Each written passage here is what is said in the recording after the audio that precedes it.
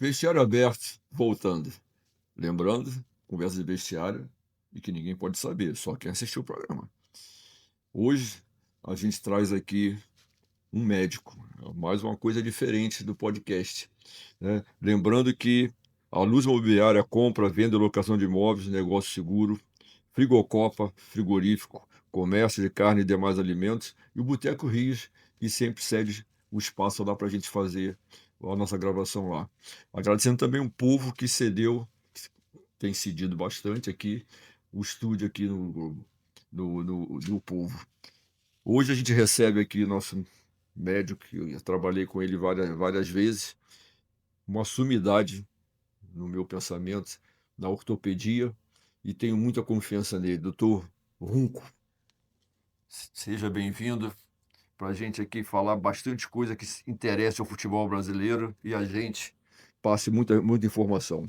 Muito obrigado, Zé. É uma satisfação muito grande estar aqui com você, poder bater esse papo, relembrar coisas gostosas. Desde o nosso início na nossa profissão, você foi uma pessoa que participou desde a época em que eu era estudante de medicina, quando eu comecei a militar nessa vida de futebol. Tá me chamando de velho, não, né? Nós somos maduros, vamos dizer isso. Madura, idoso. Idoso tá bom. É isso. Assim, fala para mim um pouquinho do seu início na área médica, né? Como você foi para Pois é, estudar medicina. a minha história é interessante. Na verdade, eu sou filho de um italianão, e a minha mãe era filha de italiano. E na família, nós éramos 4 irmãos, eu tenho um irmão falecido, e não tinha ninguém na área de saúde. E eu fui jogar uma pelada em 1973. Eu jogava mais ou menos, não Eu era? já jogava no Flamengo, eu. Não, peraí, calma, Zé. Eu sou mais novinho.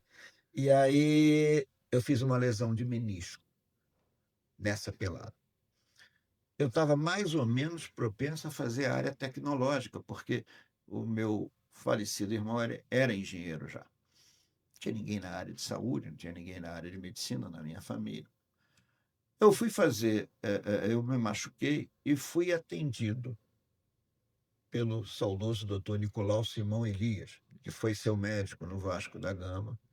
O doutor Nicolau me examinou e me mandou para o meu ídolo, meu eterno ídolo, doutor José Carlos de Filipe. Ah, Tá? Que era. E eu fui operado pelo doutor De Filippi, da Beneficência Portuguesa, que apesar do meu pai ser italiano, a gente era sócio da Beneficência Portuguesa. Cara, quando eu entrei no centro cirúrgico, eu, como doente, deitado na maca, alguma coisa me disse: você nasceu para isso, não é para fazer engenharia. Me lembro que meu falecido pai, quando eu disse para ele que eu ia sair do pré-vestibular na época, né? Que naquela época tinha área tecnológica, biomédica e humana. E ia fazer a área biomédica, ele me chamou de louco, você é louco, você é maluco. E eu fiz o pré-vestibular e passei. Passei para a Faculdade de Medicina de Valença. Tá? E fiquei 3 anos na Faculdade de Medicina de Valença. Mas já na faculdade, quando eu entrei para a faculdade, Zé, a minha cabeça estava muito voltada para isso. Eu quero ser médico para trabalhar com esporte. Eu quero fazer traumatologia para ser uma especialidade linkada ao esporte. E assim aconteceu, Zé. Terminei os últimos 3 anos em Petrópolis. E por que eu fui para Petrópolis? Porque a minha primeira experiência já com essa área de futebol foi no Campo Grande. O meu primeiro treinador de futebol profissional que eu trabalhei foi o Brandãozinho. Você se lembra do me lembro. Brandãozinho? O Campo Grande tinha um time bom, tinha um centroavante chamado Tião Marçal. Era um Lembro. centroavante bom. E ali eu comecei a militar um pouquinho. Fui levado pelo doutor Iveraldo Carvalho Pessoa. E hoje, o que é a vida, senhores? Vocês vejam uma coisa interessante. Hoje, o filho do doutor Iveraldo, que é o doutor André Pessoa, trabalha com meu filho no Hospital Pedro Ernesto. É um negócio Que muito legal, legal, né? a vida. Até quando eu tive outro dia no Hospital Pedro Ernesto, eu e André, a gente se emocionou, porque a gente lembrou do pai. Isso aí. E isso é legal. Professor Antônio Melo, era o preparador físico do Campo Grande. Olha, a gente é saudoso, né, Zé? A gente é saudoso. Bom, eu comecei esse trabalho no Campo Grande, mas na época a faculdade não me deixava dar sequência. Em 1978, quando eu passei para o 5º ano de medicina, eu fui conversar lá com o doutor Nicolau, que era o chefe do departamento médico do Vasco, e eu entrei como estagiário no Vasco. Foi quando eu comecei no Vasco. E teve uma coisa muito interessante, você vai lembrar do nome dessas pessoas, lembra do Jorginho, que era o chefe ali que cuidava da Departamento parte médico, toda, do departamento médico, o Elinho, o Zé Antônio. Teve um garoto da base que fez uma fratura na perna. Sim, um ponto esquerda, se não me Então, uma engano. fratura na perna. E eu atendi e fiz o tratamento dentro da época bem conceituado. O Vasco, na época, era um clube que já tinha raio-x no departamento médico e gabinete odontológico. Doutor Laqui de Aguiar. Daqui existe Laqui mesmo. de Aguiar. A memória ainda está boa, Zé. Naquele tempo o Vasco já tinha essa estrutura. Tinha essa estrutura, né? E aí o doutor De Felipe me chamou e falou: rapaz, você fez a conduta correta e tal, parabéns, você parece que tem jeito. E aí abriu-se as portas. Eu fiquei atendendo a base, eu fazia o segundo médico, na verdade eu era acadêmico do time profissional, foi quando a gente começou a conviver mais, mas naquela época peguei aquele time de Mazzaropi, depois Leão, Orlando Abel, Geraldo Antônio, Zé Mário, Zanato e Dirceu, Ilcinho, Roberto e Ramon. Se tu lembra disso ainda assim? Depois isso marca muito, Zé. Eu comecei Marca, né? nisso, eu comecei com isso. E lá eu fui aprendendo, e aí fui aprendendo com vocês, jogadores, aprendendo com os treinadores, seu Frone, o Fantoni, Otto Glória, Djalma Cavalcante, Ademar Braga, Antônio Lopes, que era auxiliar, Edmundo Tigrão, que me ensinava como eu deveria me portar como médico. E assim eu fui crescendo, fui crescendo, fui crescendo. Quando eu me formei em 1979, Manuel Moutinho, que era o vice-presidente médico, me contratou. Só que aí eu ia fazer o que a gente faz normalmente para poder ter uma vida médica futura mais sólida, a residência. E a residência, o primeiro ano de residência, o couro come. Você tem que se dedicar mesmo. É muito cobrado do seu primeiro ano. Naquela época, a residência em ortopedia eram 2 anos. Atualmente, elas passaram para 3 anos. E eu fui fazer residência em Niterói, com o professor Paulo César de Maltachotti. Mas contratado e com uma pequena pimentinha. Eu casei ainda como acadêmico. Eu casei em 79. Era uma oportunidade financeira. O Vasco tinha um vice-presidente de remo chamado Mário Lamosa. E aí eu consegui ficar ligado ao remo. Meu vínculo era com o remo. Eu tinha que ir terça, quinta, sábado e, esporadicamente, quando tinha regata aos domingos, acordava às 4 da matina, porque o remo começa cedo. E eu tinha um day off na residência. Naquele day off, eu era rato de São Januário. Eu atendia todo mundo. Eu atendia esporte olímpico, atendia futebol profissional, atendia futebol de base, tentava me ajeitar para fazer jogo no fim de semana. Fui muito ajudado também por um saudoso amigo, doutor Rui Diniz, que era lá do Vasco. E assim eu fui crescendo, Zé. Eu fui crescendo, fui crescendo. Terminando a minha residência em 81, sendo que no meio de 81, estreia do Joel Santana. O primeiro jogo que o Joel Santana fez como treinador, eu era o médico. Foi um Vasco e Flamengo. Eu já não estava mais. Isso em 81. Foi um Vasco e Flamengo.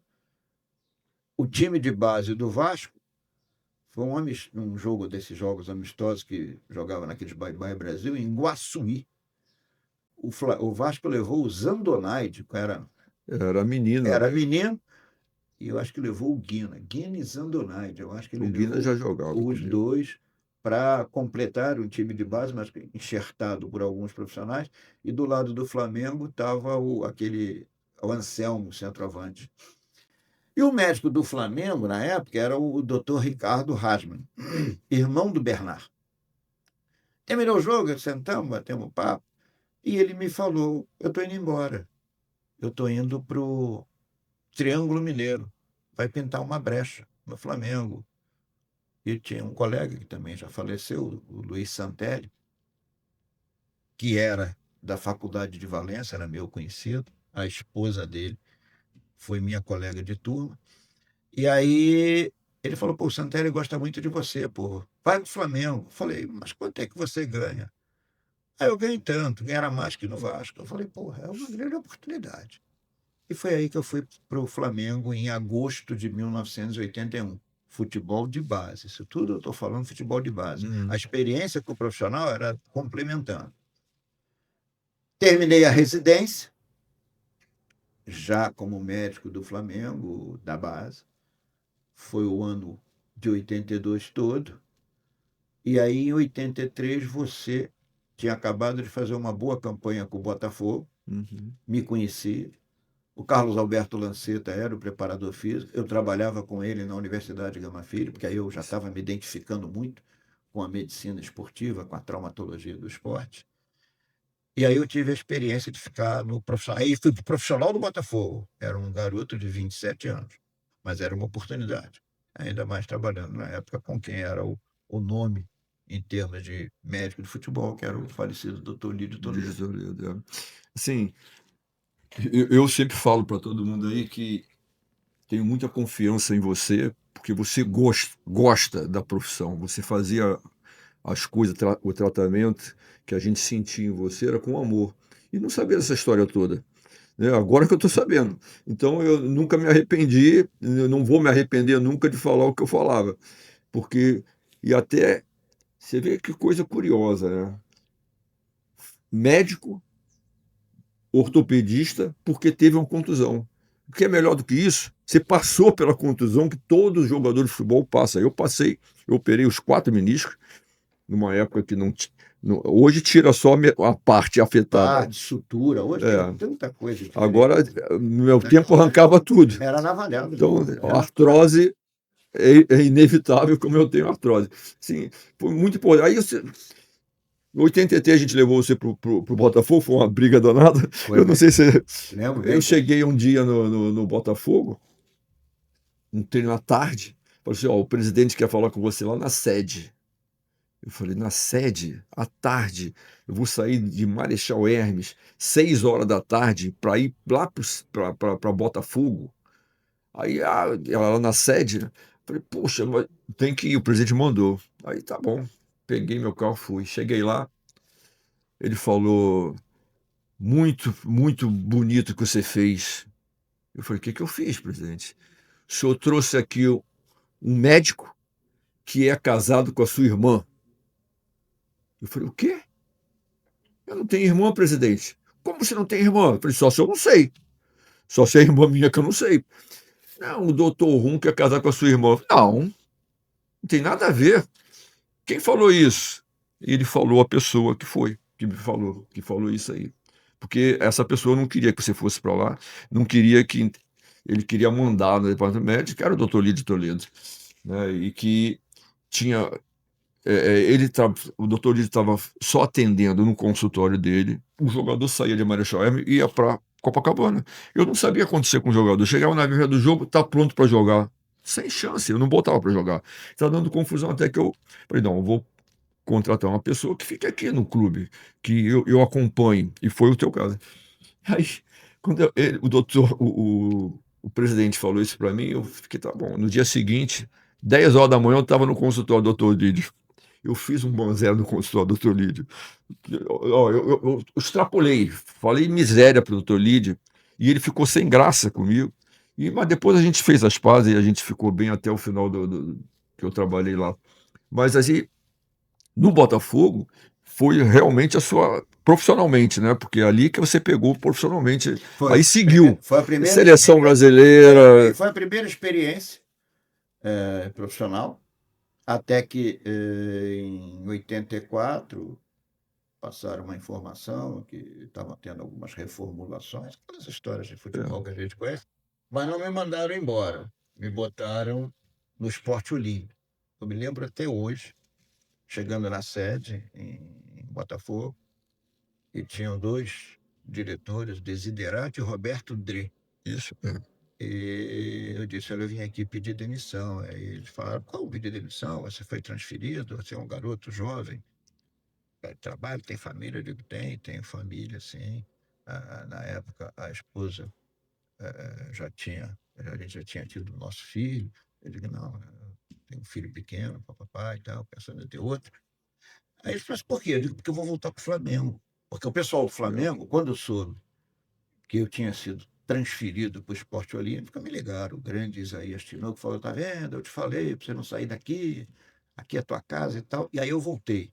E aí foi a minha ascensão. Eu voltei para o futebol de base do Flamengo. Isso foi em abril, e em julho eu fui convocado para a seleção brasileira de base. E aí começou a minha vida. Campeão sul-americano em 85, com a seleção de base. Campeão do mundo em 85, bicampeão. Foi o segundo título que o Brasil ganhou, sub-20. Aí isso repercutiu, evidentemente que repercutiu muito. Quando eu volto do Mundial de junho, eu já volto para o profissional do Flamengo, aí já assim como médico do profissional. Tem um jogo histórico, esse jogo é muito engraçado, as pessoas vão achar engraçado. Era um Fla-Flu, o Fluminense fez 1-0, e o Leandro acertou uma bola no meio de campo e meteu na gaveta do Paulo Vitor. Meio de campo não, um pouquinho para frente. E empatamos. O nosso querido Bebetinho entrou nesse jogo estava meio febril e tal. Quando o Flamengo empatou, ele caiu em campo. No que ele caiu em campo, o Lazzaroni, que era o treinador, falou: doutor, olha lá, o Bebeto caiu. E eu fui para a beira do campo. Garoto, não fiquei lá prestando muita atenção se o juiz ia mandar entrar. Eu acho que o juiz era José Aldo Pereira, acho. Eu entrei, cara. Quando eu entrei, Invadiu o campo, você. eu invadi o campo sem ordem do juiz. Tinha tido um histórico anterior, 2 anos, de um ladrilheiro que entrou no Flamengo, eu acho que deu uma confusão. E os caras estavam acostumados a ver o doutor Célio Coteca, que era grande. Daqui a pouco entro eu lá. Cara, o Ricardo Gomes, que até hoje eu sacaneio o Ricardo Gomes. Até hoje eu encontro com ele, você correu atrás de mim. E o Ricardo Gomes teve, agora recente, fez uma prótese de joelho. Foi meu filho que botou a prótese no joelho dele. Eu dei o cor, devia ter falado meu filho para te deixar meio quebrado. Ele correndo atrás de mim, velho. O Washington, Assis. E se não é Andrade e Cantarelli, os caras iam me ensupapar dentro do campo, malandro. Achando que você era Eu era mais uma história daquela. um invasor. O Cantarelli, ele gritava: é o doutor, gente, vocês estão malucos. Aí acalmou, eu fui lá atender o Bebeto, me lembro como se fosse hoje. O Assis encostou para mim e falou: doutor, o senhor é maluco. Nego ele enfiar a porrada, aquela cena ficou muito marcada. E aí, logo depois disso, Zé, vem a proposta do Iraque. Eu relutei na primeira, que foi mais ou menos em outubro. Eu relutei, disse que não. Essa proposta do Iraque ela veio muito embasada pelo o Lanceta, que na época ele já falava da importância de ter um médico. O Iraque estava praticamente classificado para a Copa do Mundo do México de 86. Eu não fui na primeira, não fui. Você conseguir conversar, família, era tudo muito rápido ali. Se você lembra bem, as coisas eram assim: amanhã você tem que viajar. Pô, mas vai, amanhã. Mas em dezembro desse ano, voltou a proposta. Quando aí acabou você, Saldanha, o nosso saudoso Zé Antônio, massagista que eu levei. Aí, quando voltou a proposta, o Giuseppe Taranto, que eu digo que foi meu pai na área de gente medicina, muito boa, né? porque o nome do meu falecido pai também era Giuseppe, então eu digo que o Taranto era o meu papai. Disse: você é um homem de sorte, o cavalo passou selado 2 vezes na porta. Se você não montar dessa vez, tu é burro. E eu fui embora para Bagdá. E aí eu fui para Bagdá, fiquei 2 anos na seleção do Iraque, fui à Copa do Mundo com o grande Evaristo de Macedo como treinador. Histórias maravilhosas Então você vai contar. do Evaristo, até vai história contar. maravilhosa do Evaristo. Aí operou o primo lá do Uday, que a gente ficou assim, ó, tremendo, porque se desse um problema, Não estava aqui, Zé. não estava aqui mais, porque é uma época do Saddam Hussein lá no Iraque, ninguém sabia do dia seguinte. Aí tu vai e opera o cara. Ô, Zé, foi uma situação engraçada. Nós estávamos na casa do Edu. Edu estava fazendo uma feijoada, o baixinho era bom de De comida, cozinha, fazia bem.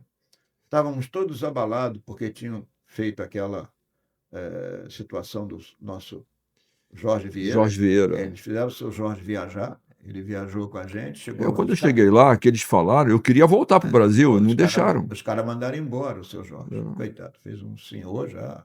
Não, e viajou, chegou, no dia que viajou, mandaram embora. Zé, eu me lembro perfeitamente, estava no Hotel Meliá. Você se lembra do Hotel Meliá? O seu Jorge bateu no meu quarto de manhã e falou: doutor, eu estou indo para uma reunião aí, esses caras me chamaram para uma reunião.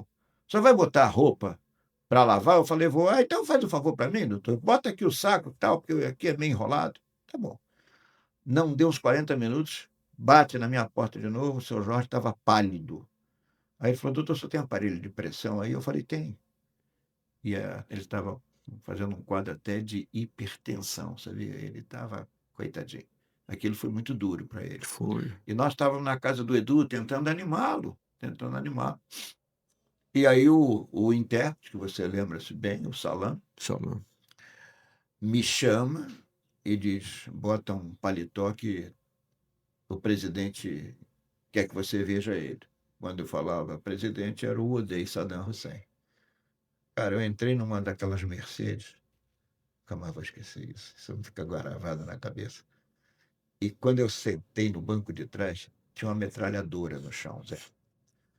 Eu olhei para aquilo, eu fui com o pé, com medo de não botar e apoiar, eu fui com o pé penduradinho no alto, porque depois essa merda disparar na minha perna.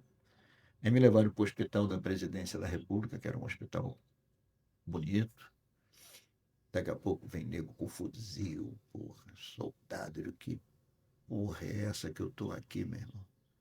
Aí entra o Uday Saddam Hussein. Ele tinha uma dor no tornozelo, crônica. Ele era metido a tudo, né? Principalmente metido a jogar bola. Né? E depois me contava que quando as peladas que ele jogava, ele pegava na bola, nego abria para ele fazer gol. Ele tinha que fazer 3, 4 gols por jogo. Senão morria. Não tinha batimento. E aí, Zé, eu fiz uma infiltração, naquela época.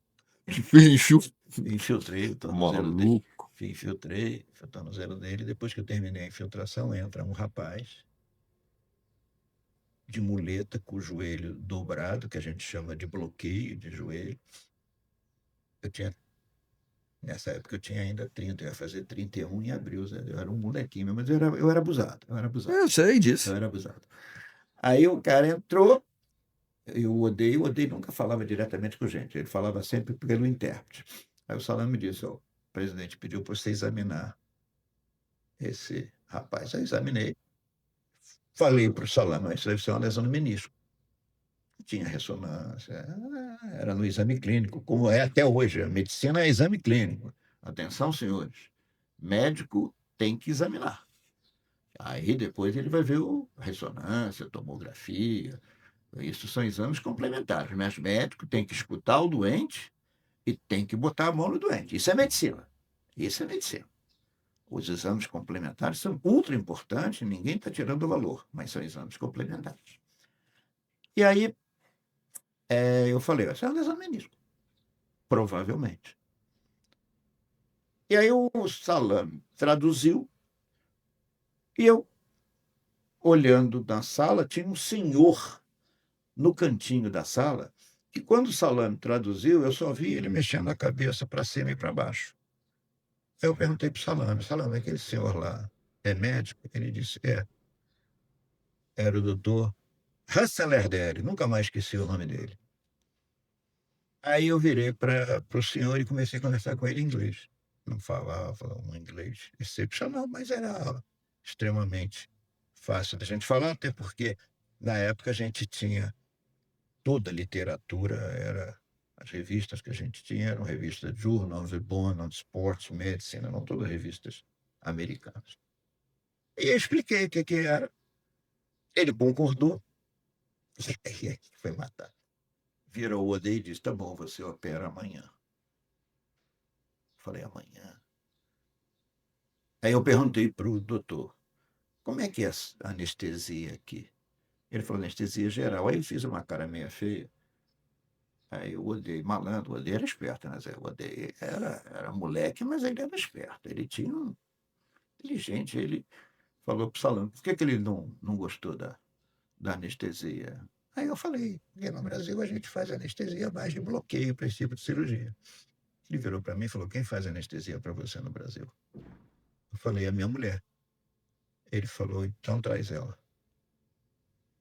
A Natália, minha filha, nessa época tinha 4 meses. Eu falei: não, não, não, não, não. Eu falei: não tem jeito, vou ter que operar. Se eu não operar, vamos mandar embora agora e todo o meu projeto vai para o vinagre. Falei: tá bom, não opera mais não. Eu quero conhecer os hospitais, quero exame. Aí pedi exame de sangue que eu nunca vi, pode ser honesto, nunca vi. E marcamos cirurgia para 2 dias depois. Conheci os hospitais, e olha que coisa engraçada, Zé. Olha, senhores, como é. O Iraque, em 1986, ele tinha, imagine vocês, o Hospital do Fundão, aqui no Rio de Janeiro, e o governo do lado fez um hospital para que o médico que atendia pelo hospital público também atendesse no hospital privado. O governo é uma ideia interessante. Então, o sujeito ia para o hospital, atendia a população, e depois ele podia atender seu doente privado, num hospital do lado, quer dizer, o sujeito não saía do bloco, não tinha movimento, não se deslocava. Uma coisa interessante. Hospital muito bom. E aí tudo bem, ficou decidido. Bom, aí, Zé, quando a gente fazia, hoje a gente faz por artroscopia, é bem mais tranquilo. Mas naquela época, né, e não só tranquilo, você com um auxiliar, na verdade, ele te ajuda, mas você tem como fazer as coisas. Naquela época, quando você fazia cirurgias a céu aberto, como a gente chama, que tinha o corte, se o teu auxiliar não fizesse direito, você não conseguia fazer a cirurgia. Então a pessoa tinha que ter. Falei: porra, mas se eu botar um cara da terra, não sei se esse cara da terra vai fazer a coisa direito. Procedimento certo. Tá? E aí eu vou me atrapalhar, vou me enrolar. Mas eu falei: não vou perder esse tempo, não. Peguei o nosso saudoso Zé Antônio, que não era bobo, não era bobo, Não, não. não era bobo, tanto que depois ele veio, formou-se de advogado, foi Isso, é. advogado. Então não era, apesar de ser massagista, eu falei: Zé, tu já entrou em alguma cirurgia? Ele falou: não, nunca. Eu falei: tu vai entrar comigo amanhã. Era uma solução. No Iraque. Era uma solução, porque eu tinha que ter alguém que eu falasse a minha língua e eu, não, bota a mão aqui, afasta, porque tinha que afastar e segurar bem. E se desse errado, não era só você que ia morrer, ele Eu morria também, junto. eu também. Não ia morrer sozinho você. Eu Ia digo: morrer pô, junto. solução encontrada, vamos embora. Aí eu digo: puta, e a instrumentadora, como é que vai ser? Aí, pô, tô me escovando, Zé. Ensinei o Zé como é que se escovar. Eu falei: tu não encosta em nada, entra. Ele parecia uma múmia. Ele entrou com a mãozinha assim, não encostava em nada. Tanto que um outro médico que apareceu na hora lá, estava, virou para mim e falou: seu auxiliar não tem experiência, né? Falei: não, ele está nervoso. Aí eu falei em inglês: ele está nervoso, é natural, pô. A gente fica um pouco mais nervoso. E não dei papo. Aí cresci, aí eu virei médico. Médico no sentido, pô, vou fazer, não inventei nada. Fazia o que eu já fazia no Brasil, já desde a minha formação. E aí que entra a residência médica, a importância de você fazer uma residência, porque isso você colhe os frutos depois. Aí a instrumentadora era uma mulata forte, grandona. Eu entrei na sala e falei: good evening. Era tardinha. E ela virou e falou: buenas tardes. Eu falei: puta, né, tô em casa. A mulher era uma cubana. E ela tinha uma bunda do tamanho de um monte, já. Aí eu virei para a cubana e falei: mas tênis, um belo culo. Criei o ambiente, Zé. Criei o ambiente, meu irmão. Criei o ambiente, Zé. Criei o ambiente. Fiz a cirurgia. Foi um sucesso. Você sabe disso. Foi um sucesso. O moleque, rapidinho, estava jogando pelada, rapidinho. 60 dias, que era mais ou menos o que você levava naquela época, quando você fazia menissectomia. Estava jogando pelada de novo. Esse moleque era primo do Odei. Depois eu vim saber. Isso me rendeu, que eu tenho guardado até hoje, um relógio raro. tudo de ouro junto, para mim e para minha mulher. Eles me deram, eu tenho guardadinho isso até Legal. hoje, é um negócio muito legal. E aí, Zé, aí eu montei, eu tenho uma foto lá em casa, aí você, quando a gente montou o departamento médico Médico. dentro do Lembro, Rashid Clube. lembro disso. Tá? Aí, velho, aí eu fiz 52 cirurgias em Bagdá. Fiz 52 cirurgias em Bagdá. Depois que você veio embora, Não sabia, não. 52 cirurgias. Aí 52 riscos de vida. tive dois médicos iraquianos que vieram trabalhar comigo. Fui cadastrado no conselho médico de lá. Legal, pô. Pô, foi um trabalho gostoso, cara. Tanto que quando eu vim embora em 87, eles queriam que eu ficasse mais um ano por causa da Olimpíada. Eu disse, não, não, chega. Já não aguentava mais. Mas foi muito bom. Agora, vamos, assim, mudar um assunto. A gente está falando da gente. O que você fala em termos de o que o jogador deve se prevenir para não ter lesão? Isso é muito importante para o jogador de futebol. Eu acho que hoje, Normal, o feijãozinho com eu arroz. acho que duas coisas são fundamentais. Ter um controle das suas atividades, tanto atividades físicas quanto atividades sociais. É muito importante que ele tenha um controle alimentar, um controle de noites, um controle de festa, tá? E ter pessoas ao lado dele que saibam dar a ele essa qualidade. Isso é outra coisa importante, certo? A medicina esportiva, com a demanda que se tem de jogos, com a demanda que se tem hoje de calendário, é muito importante o sujeito ter trabalho profilático. É fundamental que ele saiba fazer o trabalho profilático. E aqueles que saibam estão tendo uma vida mais longa em termos de atividade esportiva. As técnicas operatórias facilitaram muito, é o que você falou. Você fazia uma artroscopia numa cirurgia de menisco, ou por suturar ou tirar, o tempo de retorno suturar leva um pouco mais, mas de qualquer jeito não é como era 6 antigamente. meses eu fiquei. É isso, Zé. Você ficava 15 dias sem botar o pé no chão, não mexia, aí você tinha que movimentar, muleta. Hoje a coisa é muito mais prática. Então, isso fez com que o jogador tivesse uma visão melhor. A fisioterapia esportiva é fundamental, bem feita, ela é fundamental. A fisiologia do exercício hoje dá uma conotação muito importante para o atleta. A nutrição, hoje o que você tem de suplemento, hoje o que você tem de complementos para que o atleta possa render. Então, eu acho que No isso, Vasco a gente tinha muito complemento quando entrou esse doutor que você falou que era o chefe, como é que é? Moutinho, Moutinho. Manuel Moutinho, ele já tinha conceitos de medicina esportiva, porque ele vinha da escola da Universidade Gama Filho. A Eram Gama Filho uns 5 remédios que a gente A, tomava ga- todo dia antes a do treino. Gama Filho era remédio vitamina. Hoje tem suplemento, hoje É. tem tanto a parte líquida quanto a parte sólida. Hoje faz shake, hoje tem nutricionista, tanto nutricionista que eles chamam, o nutricionista que vai fazer o seu controle na concentração, como o nutricionista que vai você com a delegação. Hoje o médico não se preocupa mais. No meu tempo eu tinha que ir na Na cozinha, cozinha. está funcionando. Eu fazia cardápio. Não, Zé, você é do tempo que não podia comer alface, que dava sono, né? Era caldo de feijão, arroz branco, um Pirê de bife e um batata. purê de batata. Ia para o jogo. Macarrão, nem pensar. Não, até hoje eu não como pirê de batata. Não é que eu não goste, não, mas é só que eu penso que eu estou jogando. Não, não quero, não, não quero. Não. Macarrão, Evito. nem pensar. Peixe, nem pensar. Carne de frango, eu nem pensar. É. Hoje você vai no almoço, na refeição, pré-jogo, você tem três tipos: tem peixe, tem carne vermelha, tem carne branca, modificou, Zé, modificou. Então, eu acho que hoje o atleta tem uma condição muito boa, e, evidentemente, as estruturas hoje dos clubes de futebol, né, Zé? Hoje os clubes têm seus CTs, têm sua área de musculação. Há uma discussão muito grande, e eu ainda sou adepto à areia.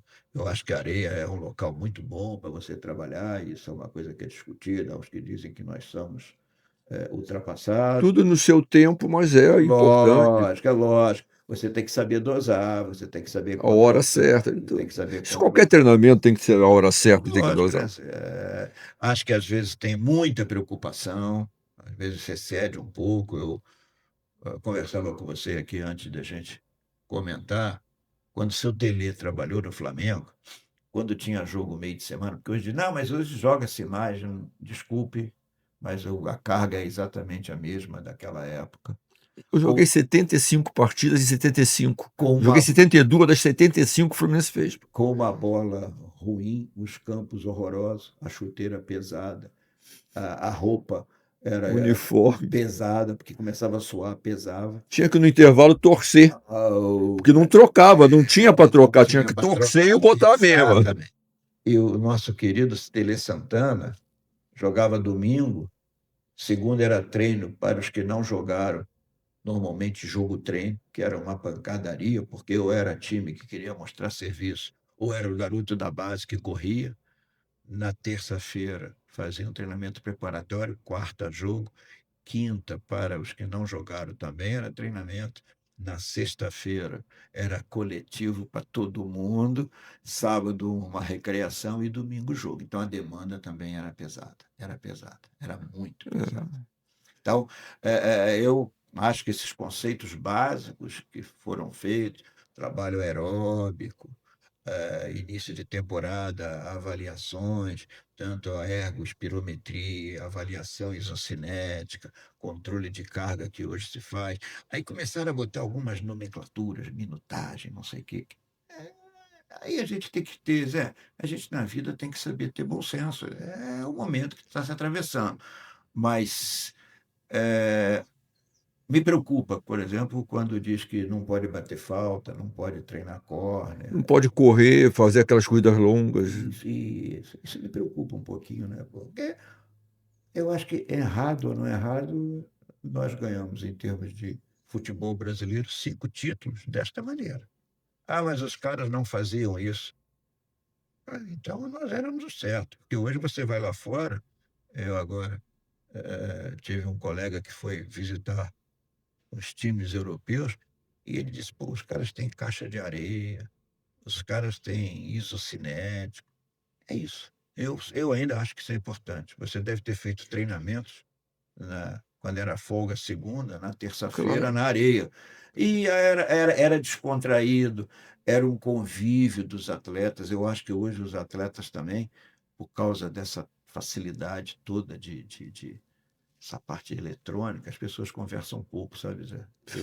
Eu saía, eu saía da concentração de São Conrado, e o nosso querido Júnior puxava o samba até o Maracanã, velho. Na seleção brasileira, Ronaldinho, professor Paulo Paixão, o samba, você entrava chegava no estádio, os caras ficavam malucos. O ônibus do Brasil chegava cantando. Hoje saem do ônibus tudo com headphone, sem olhar nem para a cara um do outro. A sensação que eu tenho é que as pessoas conversam um pouco. Essa é uma sensação que eu tenho. É. Estou convivendo mais, então também não posso ficar falando aleatoriamente. Mas essa é uma sensação que eu tenho. Qual assim, o tipo de uma contusão que o jogador de futebol tem que se preocupar muito? Sei lá, uma torção de joelho, sei lá, um estiramento. Eu tive uns 4, 5 estiramentos, distensões posterior da perna. Mas uma contusão grave que o jogador tem que se preocupar. Isso, Eu digo se preocupar em fazer um trabalho bom. isso é uma colocação que você fez, porque essa palavra grave agora está sendo usada para tudo. Uma lesão muscular grave. Lesão muscular é lesão muscular. O Mancuso, aquele meio-campo do Flamengo, ele fez uma lesão muscular uma vez, que ele ficou da raiz, lá de cima, na prega glútea, até atrás do joelho, todo roxo. A lesão muscular que ele fez da musculatura posterior da coxa. Lesão muscular, vai esperar o tempo. Você, na época, não tinha ressonância. Se tivesse ressonância, ia dizer que ele tinha edema. É uma lesão muscular. Hoje, às vezes, eu vejo as pessoas, uma lesão grave muscular. Não entendo muito. Respondendo a você, uma lesão de ligamento cruzado anterior é uma lesão que leva tempo. É uma lesão comprometedora. Agora, grave, na minha opinião, seria uma lesão multiligamentar, que o sujeito rompe todos os ligamentos e tem, infelizmente, situações como essa. Essa é uma lesão extremamente comprometedora. O que o atleta precisa atender, que até agora a medicina não conseguiu encontrar, são as chamadas lesões osteocondrais, que são as lesões da cartilagem. E alguns jogadores pararam por causa disso. Um dos grandes exemplos chama-se Van Basten, que tinha uma lesão no tornozelo e ele não conseguiu dar sequência. As lesões osteocondrais são lesões que você tem que estar atento, são lesões que comprometem o atleta. Uma O lesão que de que ele pode fazer para evitar essas contusões graves aí? O trabalho que ele precisa fazer. o Isso aí. trabalho de fortalecimento muscular é fundamental. O trabalho de equilíbrio, que chama esse trabalho proprioceptivo, é fundamental. Daí eu achar que a areia fofa tem que É fazer o parte equilíbrio. desse Equilíbrio. negócio, porque ela trabalha isso. A boa alimentação, a reposição de suplemento, o descanso do corpo, isso é importante, porque isso dá, porque uma hora o sujeito consegue, eu consigo fazer, mas uma hora ele não consegue mais, e isso compromete a vida dele, ou faz com que ele esteja despreparado, e aí ele faz uma lesão grave. Aí ele faz uma lesão que pode comprometer. Então, isso é uma coisa. Peso corporal, ter controle do seu peso, ter controle daquilo que ele vai, porque você pesado você não consegue desenvolver. E dedicação quando tiver a lesão, né? Não é Doutor, aquela fisioterapia de uma hora só, uma vez por dia, não. É 2 horas, 3 horas, de manhã, almoça, descansa e volta para fazer filho. É assim que a gente consegue botar um atleta em condições. porque o que eu vejo muito, o atleta no início da temporada, ele faz miséria não, mas eu aguento. Isso é no início da temporada, mas com o acúmulo dos jogos, dos treinamentos e tudo, a cada mês que passa, ele precisa ter mais atenção com ele, ter mais Evidente. cuidado com ele. Então, assim, é uma coisa que eu gosto de falar para os atletas. Tomem cuidado com a sua vida fora do campo e dentro do campo. Não é só dentro do campo, é fora do campo. Mas também não é só fora do campo, dentro do campo. Porque muitas vezes eles querem. Ah, eu jogo assim mesmo. Não é eu jogo assim mesmo. Com o acúmulo das atividades, há o cansaço e aí aparecem essas contusões. Zé, jogar, todo mundo joga. Entrar em campo. Eu quero ver jogar competitivo. Isso aí. Essa é a demanda que você tem que pensar. Porque hoje você tem um volume de jogos. Os campeonatos cresceram muito. Eu tive daquela época que era primeiro turno campeonato carioca, segundo turno era campeonato brasileiro. Era assim que funcionava antigamente. Aí o campeonato carioca foi diminuindo, o campeonato brasileiro foi Foi. crescendo, aí entrou a Copa do Brasil, que primeiro também era num período. Aumentou-se a Copa do Brasil o tempo todo. A Libertadores, que nós brasileiros não dávamos muita atenção, passou a ser uma competição interessante. A parte de business, evidente que aumentou, porque entrou o efeito dinheiro no negócio. Você ganha essas competições, o clube ganha dinheiro, a gente entende isso. O atleta ganha dinheiro, eu entendo isso que esteja. Agora, é fundamental que o atleta se prepare, ele tem que se preparar, porque uma demanda que começa em janeiro e termina em dezembro é duro. Que isso é outra coisa também que no seu tempo não tinha, Zé. Não tinha férias. Lembra-se disso? Claro. Eu terminei uma competição que o Flamengo ganhou um Mercosul do Palmeiras de 3-2. O jogo foi dia 22 de dezembro. Dia 3 de janeiro a gente estava treinando de novo. Não tinha regulamentação. E eu sei que você foi um dos caras que brigou para que tenha. É. E tem que ter mesmo, 30 Quando dias. cheguei no Flamengo, teve férias, o Zagallo assumiu. Quando voltou das férias, na segunda-feira a gente foi coletivo, porque a gente jogava na quarta. O Zagallo estava chegando no Flamengo, não conhecia ninguém, fez coletivo Foi na segunda, 7-4, né? 7-2. 7-2. 7-2. A gente treinou na segunda-feira coletivo e jogou na quarta. Quer dizer, essa demanda de jogos faz com que o atleta tenha que se cuidar. Tem que se cuidar. Porque se ele não se cuidar, ele entra em campo. Isso é uma história. Ele entra, ele consegue fazer uma ou duas jogadas. Agora, eu quero ver o seguinte: sequencial, competitivo, manutenção. Isso requer um sacrifício do atleta e um bom trabalho com as pessoas que estão no lado dele, tanto no clube. Hoje, a maioria dos atletas tem seu grupo staff, que é um negócio também que às vezes leva a conflito, porque ele faz um trabalho no campo, no clube, depois tu não vai para um trabalho com o grupo staff dele que você não sabe, não existe comunicação entre o trabalho de campo com o trabalho do grupo staff.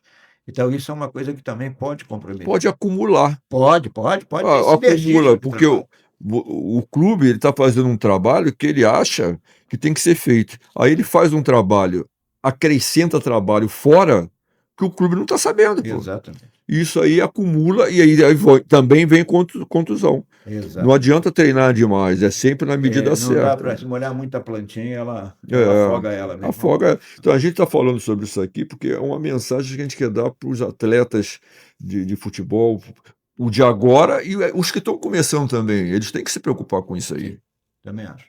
E a sua experiência internacional, a gente já falou do Iraque, mas na seleção, você teve a seleção profissional em 2000, né? Eu entrei na seleção brasileira em 1998, depois da Copa do Mundo da França. Da França. Da França. Foi uma coisa muito interessante. Eu estava no meu consultório. Teve um. Na França teve aquele problema Isso aí. do Ronaldo, que a gente, na verdade, eu acho que aquilo foi. Logo que eu entrei, foi uma das preocupações que eu quis saber. Conversei com os jogadores que estavam naquele momento. Ele teve um quadro convulsivo. Depois, numa das viagens, eu estive com os médicos que cuidaram dele no hospital, quando ele ficou lá em Paris, e tudo, falaram que os exames todos foram normais, como tinha sido dito aqui, tanto pelo falecido doutor Lídio, quanto pelo nosso amigo doutor Joaquim da Mata, que é uma peça rara. É uma peça rara, sujeito maravilhoso. Bom, quando eu cheguei na seleção em 98, depois da Copa do Mundo da França, nós começamos a trabalhar e a primeira experiência foi ótima. Nós ganhamos logo a Copa América em 99, com o Vanderlei como treinador. Daí seguimos para a Copa das Confederações, perdemos para o México, acho que foi 4-3, se não me falha a memória, no Estádio Azteca, aquele Estádio Azteca grande pra cacete. Depois fomos para a Olimpíada de 2000, aí o Brasil perdeu, né? O Vanderlei foi desligado da seleção. Teve um ou dois jogos que o Candinho substituiu. Eu me lembro, o Candinho foi treinador. Depois foi o Emerson Leão como treinador. Também a coisa não andou. Foi quando chegou o Filipão. Quando chegou o Filipão, você veja que coisa engraçada. E aí tem algumas coisas interessantes que a gente vale a pena contar. O Filipão não me conheci, mas ele chegou dizendo, pô, a ordem que eu recebi é o seguinte: você traz quem quiser, só não mexe no médico. Eu acho que isso é legal, porque isso não foi porque eu puxei saco de ninguém. Isso foi por Qualidade. trabalho. E eu tive mais uma experiência. Com 15 dias, eu tenho essas coisas engraçadas da minha vida. Com 15 dias de CBF, eu operei, na época, o presidente. O Ricardo caiu do cavalo e fez uma fratura de fêmur. E eu operei o Ricardo. Você imagina se não tivesse dado certo. E deu certo. Ele caiu do cavalo e eu operei. Você gosta de risco, né? Eu trabalho Pô, opera lá no Iraque, agora é o presidente da CBF na época. Rapidinho. Eu operei o Ricardo, evidente, tomou confiança, enfim. Isso foi uma coisa muito legal. E o Filipão veio com a comissão dele, tinha na comissão uma pessoa que tinha trabalhado comigo no Flamengo lá atrás, professor Paulo Paixão. Paulo Paixão, pô, gente fina. Cara com conceitos muito semelhantes em termos de ideias. E conheci uma pessoa que eu não conhecia, mas isso já antes do Filipão, que o Vanderlei trouxe, e trouxe muito bem, que é o Luiz Rosan, fisioterapeuta, com quem eu tive o prazer de trabalhar nesses 16 anos de seleção, um sujeito espetacular, e a gente teve um sinergismo muito interessante com conceitos profissionais. E aí começou o nosso trabalho. Brasil mal nas eliminatórias, mal. Fomos classificar no último jogo, contra a Venezuela, se não me falha a memória, em Maceió. Isso eu não vou me lembrar direito.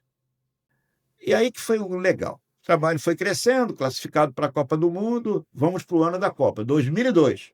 Ano de Copa do Mundo. Fomos fazer um amistoso contra a Arábia Saudita, lá na Arábia Saudita. Foi o jogo que o Djalminha fez o gol. Terminou o jogo, o Filipão me chamou e me disse assim: o Ronaldo quer vir para o Brasil, quer conversar com você, Ronaldo Nazário. E olha que coisa interessante. A gente tinha passado esse período de 2 anos em que o Ronaldo tinha tido 2 vezes a lesão do tendão patelar. Na segunda vez, ele foi operado pelo mesmo cirurgião. E aqui vai um adendo. Méritos do Ronaldo em ter acreditado no mesmo médico, que é o professor Gerard Sayan. Isso foi muito legal por parte dele, porque o Gerard Sayan tem um documentário no qual eu participo do Ronaldo, na Netflix. O Gerard Sayan, nesse documentário, fala que na primeira cirurgia ele tentou fazer o mínimo invasivo possível, porque é jogador, tirar tendão para enxertar, e infelizmente rompeu de novo. E ele enxertou na segunda vez, que é o que a técnica manda. É que jogador mexer na parte posterior da musculatura, o tendão, você fica preocupado, entende? Então não foi erro, não foi barbeiragem, essas coisas que, sabe, a gente escutou tanta história naquela época. E o Ronaldo meteu o pé firme. Aqui aproveito e parabenizo o Nilton Petroni, o Filé, que na época era o fisioterapeuta que acompanhava ele, e deu um trabalho interessante para ele no período de recuperação. Só que o Ronaldo estava com um problema no posterior da coxa. E o treinador que estava lá, outro dia até ouvi o nome do cara, Héctor Cooper, era um argentino, ele não gostava do Ronaldo. E o Ronaldo não conseguia dar sequência. Foi quando ele veio para o Brasil. Só que essa época era perto do Carnaval, Zé. Aí a informação é essa: o Ronaldo vem para passar o Carnaval no Rio. Imagina que situação. O Ronaldo vem para passar o Carnaval no Rio, porra. Ele chegou no Rio, nós marcamos uma reunião numa sexta-feira. Estava ele, Nilton, o fisioterapeuta, o preparador físico da Inter de Milão, que eu não me lembro o nome, Silvinho, nutricionista, que era nossa do Flamengo e que estava conosco na seleção, Paulo Figueiredo, grande Paulo Figueiredo, fisiologista, foi o primeiro fisiologista Está que eu com a trabalhei. gente lá no Safer. Primeiro fisiologista que eu trabalhei na minha vida. Professor Francisco Gonzalez, que já estava envolvido com essa parte de reabilitação, de recuperação. Hoje ele tem uma clínica na Barra da Tijuca. Tá? Muito bom e muito boa a clínica. Eu, doutor Serafim Borges, e evidente, o Ronaldo. Essa reunião começou, o Carnaval começava no sábado, teoricamente, sempre começa antes. Essa reunião começou na sexta-feira, tipo 8h30 da noite, e fomos até 11h30. E ficou combinado o seguinte: o Ronaldo queria passar o Carnaval, perfeito, mas a partir da quinta-feira, pós-Carnaval, ele ia se dedicar. Amigo, as pessoas que estão aqui, e que eu sei que são muitas, estamos vendo e ouvindo isso, o Ronaldo fez 30 dias de trabalho, ele faltou uma manhã. Trabalho esse que às vezes era em 3 turnos. A gente fez um trabalho, preparou o Ronaldo e ele levou o trabalho a sério. Um dia de manhã ele faltou. Era uma corrida no Bosque da Barra. Ele faltou. Aí ele também não foi. Doutor, desculpa, eu atropelei um pouco. Levamos ele para a Granja Comari. Ele fez um trabalho na granja de movimentação, de chute. Aí o Chico estava presente, o preparador físico da Inter de Milão. E ele voltou. Para nossa tristeza, ele voltou, o Héctor Cooper continuou não botando ele no time, meu irmão. Não botou. E eu estou te falando de fevereiro de 2002. A Copa do Mundo era em junho. E tinha um amistoso em março. Isso foi em janeiro, foi em fevereiro, perfeito. Tinha um amistoso início de março. Naquela época eles deixavam fazer um amistoso. E o Filipão me disse: posso trazer o Ronaldo? Pode. Fizemos esse amistoso em Fortaleza. E o Ronaldo jogou 45 minutos do primeiro tempo. E aí, Zezé, tu foi jogador, né? Vocês sabem dizer. Terminou o primeiro tempo, eu perguntei a ele: Ronaldo, e aí? Ele falou: doutor, tô dentro. Quando o cara fala assim, né? Joga tuas fichas que vai dar certo. Ainda mais esses caras que têm uma vontade de... E foi assim que a gente definiu que o Ronaldo poderia ter ido à Copa do Mundo. E como foi a Copa do Mundo? Graças a Deus. E a outra história foi do Rivaldo, né? Eu sentei com 4 médicos espanhóis em Barcelona, eu e o Rivaldo. E os caras dizendo, o Rivaldo tem que operar o joelho. E eu dizia, não tem que operar. Tem que operar, não tem que operar? Eu falei, Rivaldo, você que sabe. Ele falou, doutor, estou dizendo que não tem que operar, não tem que operar. E nós conseguimos botar o Rivaldo na Copa do Mundo. E na época, eu me lembro que estava num treinamento aí já em Barcelona. E o Rivaldo estava treinando a parte com o Rosan. E aí, daqui a pouco, o Rodrigo Paiva, que era o assessor de imprensa, me chamou e falou, tá vendo aquilo ali? É um tumulto jornalista, é o médico do Barcelona dizendo que o Ronaldo não vai jogar a Copa do Mundo. Pô, você imagina isso. Já dei em Barcelona, não vai jogar. O Rivaldo, desculpa. E o Rivaldo me disse o seguinte, doutor, tem um amistoso contra a seleção da Catalunha, eu não quero jogar esse amistoso, porque eu não estou me sentindo bem, mas tinha um amistoso contra a seleção da Malásia, que a gente fez progressivo. Ficamos um período na Europa, depois ficamos um período na Malásia e depois entramos na China, na Coreia, em Seul. Eu falei, tá bom. Quando eu cheguei para dar a minha entrevista, né, jornalista para chuchu, aí, nego, doutor, e o Rivaldo? Eu disse, o Rivaldo não vai jogar esse jogo, mas vai jogar na Malásia. Eu me lembro, Mauro Leão, lembra do Mauro Leão? Da Jornal O Dia, grandão, alto. Ele gritou lá de trás, doutor, a gente já viu esse filme, que era a história de 98, do Romário. Eu falei, mas os artistas são diferentes. Não estava dizendo nem que os caras lá estavam errados, ou que a gente está certo, só que nós não pode fazer comparação de duas pessoas distintas. Não tem jeito. E aí, meu irmão, foi o que deu, né? O Ronaldo e o Rivaldo realmente foram considerados os jogadores da Copa. E a coisa mais legal que aconteceu, quando nós comemoramos 20 anos, teve uma festa. A CBF fez uma festa. E aí, tudo bem, quem estava conduzindo era um jornalista. Aí começa aquele momento ia ter um show. Aí começa aquele negócio de entrevista, chama o Denilson contou aquela história dos turcos atrás dele, o Vampeta contou a história da cambalhota, cada um contando a sua história. E aí o Rivaldo falou. Na festa foi muito legal, foi muito emocionante. Ele falou, ótimo, tá bico, meus amigos, bababá, mas eu queria dizer uma coisa a vocês, eu devo aquela Copa do Mundo ao Dr. Ronco. Isso ficou muito marcado para mim. E é muito legal você escutar isso. Sem dúvida. 20 anos depois, né, velho? Isso é um negócio muito marcante. Legal. E o futebol hoje? Como é que está para trabalhar no futebol hoje, com essa evolução tecnológica toda da ciência? Porque antigamente, por exemplo, eu tive que arrancar meus meniscos porque não se fazia. Estava começando a tirar só a parte afetada, mas hoje já é melhor. Como é que. É o que eu te falo, Zé. A área de saúde, tanto a medicina quanto a fisioterapia, quanto a fisiologia, a nutrição, vieram dar um sustentáculo maior. Às vezes me preocupa só darem um volume de informações para você, como treinador, sabe disso. A cabeça de vocês é um trevo. Se tiver 5.000 pessoas dando esse volume de informações para você, ela fica trevo, progressão geométrica. Então, às vezes, me preocupa.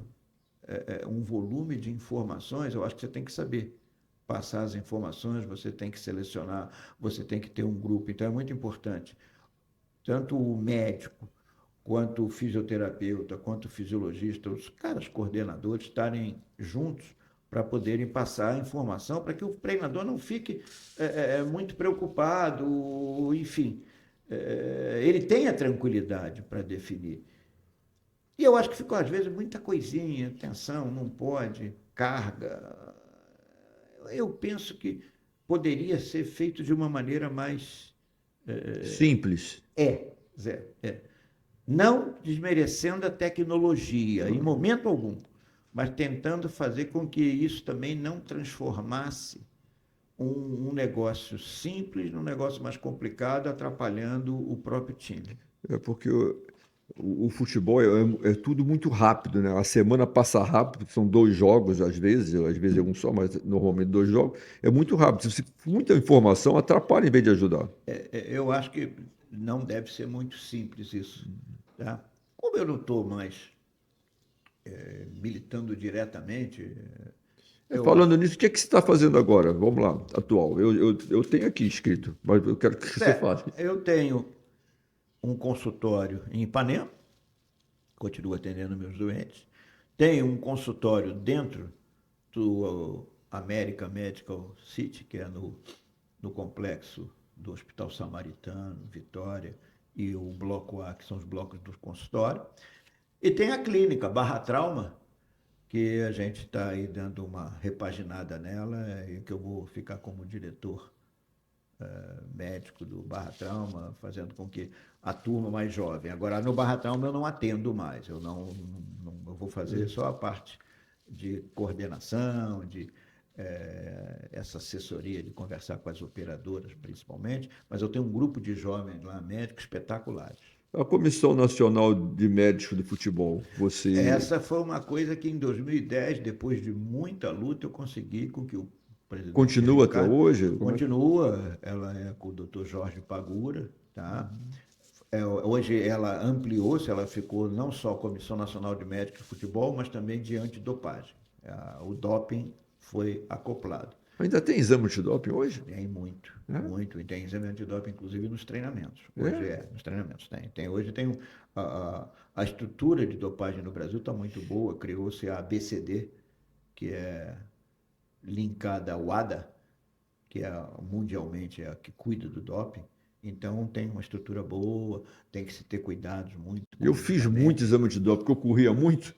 Eles achavam que eu estava dopado. Muitas vezes eu fiz exame antidoping. Então, eu já até aconteci, sabe o quê?